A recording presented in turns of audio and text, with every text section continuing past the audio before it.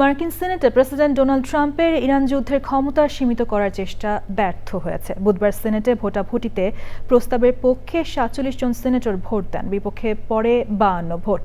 ১০০ সদস্যের সিনেটে ভোটদানে বিরত ছিলেন একজন সিনেটর। এ নিয়ে চতুর্থবার সিনেটে ডোনাল্ড ট্রাম্পের যুদ্ধ ক্ষমতা কমানোর চেষ্টা ব্যর্থ হলো। ডেমোক্র্যাটদের এই উদ্যোগের লক্ষ্য কংগ্রেসের অনুমোদন না পাওয়া পর্যন্ত ইরানের সামরিক অভিযান বন্ধ রাখা। আমিনা রহমান সুপ্তির রিপোর্ট।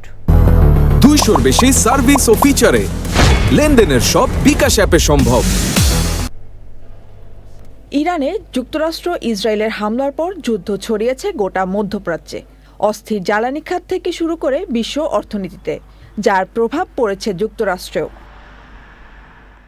এই বাস্তবতায় প্রেসিডেন্ট ডোনাল্ড ট্রাম্পের যুদ্ধ ক্ষমতা কমানোর চেষ্টা করছেন মার্কিন সিনেটের সদস্যরা। একের পর এক প্রস্তাব আনলেও তা পাশ করতে ব্যর্থ হচ্ছেন তারা।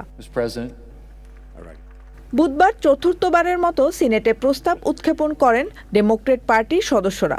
তবে প্রস্তাবটি ৫২-৪৭ ব্যবধানে হেরে যায়। প্রস্তাবটি পাশ হলে ট্রাম্প কংগ্রেসের অনুমোদন ছাড়া ইরানের সামরিক অভিযান চালাতে পারতেন না।